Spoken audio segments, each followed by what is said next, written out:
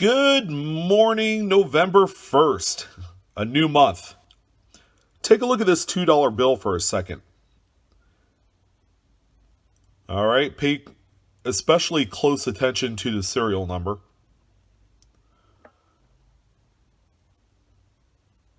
Anything stick out with you guys? If you said that the beginning prefix letter on both serial numbers is different, yeah, your eyes are not playing tricks on you. So today we're going to talk about mismatched serial numbers and prefixes. We're going to talk a little bit about how much they're worth and is it even possible to find these out in the wild? For some of us that still handle actual physical paper money, myself included, I make it a point to go out and get change when I need it. I go to the ATMs, pull out money.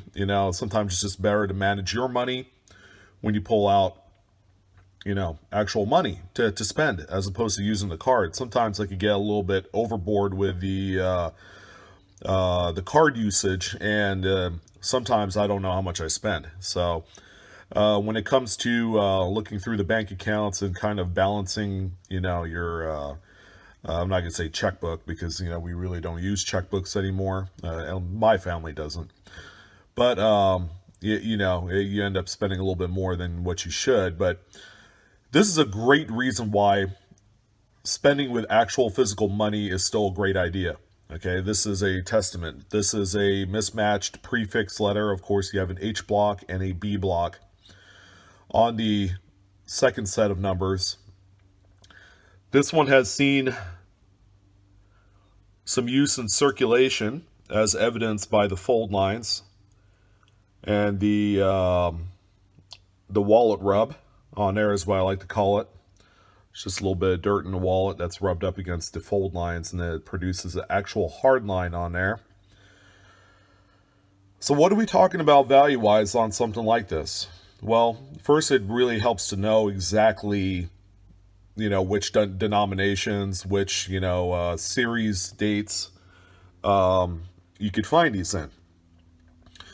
So the $2 bill is one of the more common denominations, I guess, more available denominations with a mismatch, either prefix, which is a letter, or the actual serial number. Sometimes you get one different number on both sets. Generally, it's going to be either one of the first two numbers, but it's not out of the question to see it on some of the other numbers as well, which they're neat. And believe it or not, they're passed up quite frequently. Nobody knows that they possess or even own a mismatch serial number. So since the $2 bill is the more readily available note out there in a mismatch format for this, generally it's going to be a 1976, where you're going to see still a lot of these. If you have a bank that actually holds $2 bills, if you were to get a full strap of $200, say, about half of them will still be 1976. Okay, and you're going to see 95, and then 2013, I believe, is the newest. Actually, 2009, I believe, series is also a $2 bill. But this is going to be the more common denomination to find those in. You'll also see them in ones and fives. Ones is right up there, but ones is extremely plentiful. So you're going to have to go through a lot more ones to determine the same result in finding a mismatch.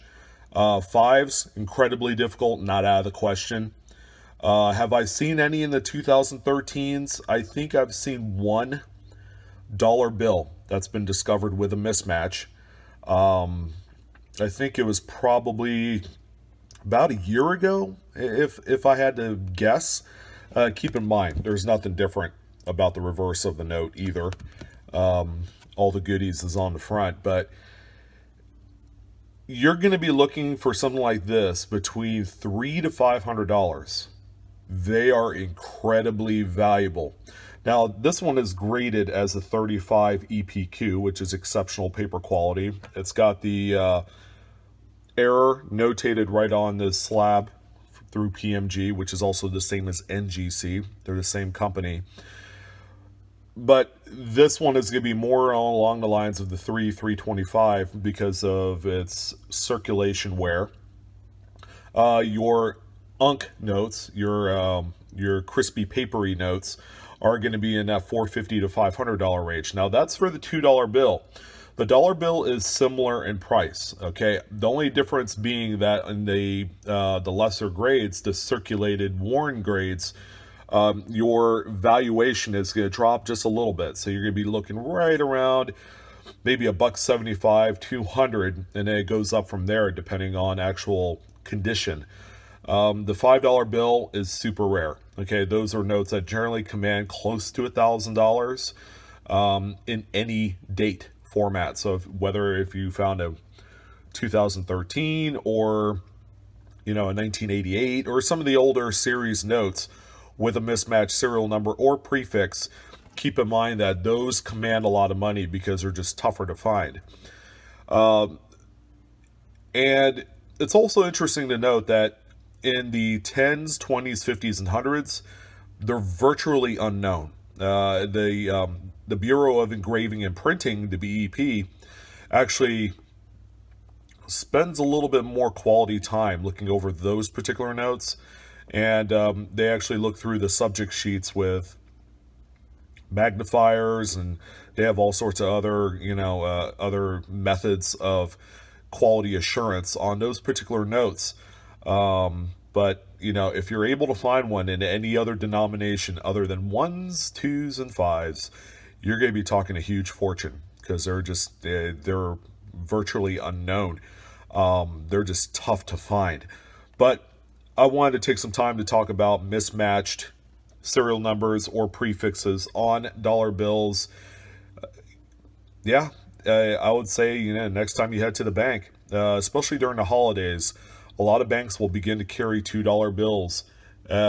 People just ask for them during this time of year, whether it's given out as tips or perhaps for gift giving because they're such a unique note. And plus they have an absolutely exquisite reverse. This is probably the best looking reverse out of any note produced today.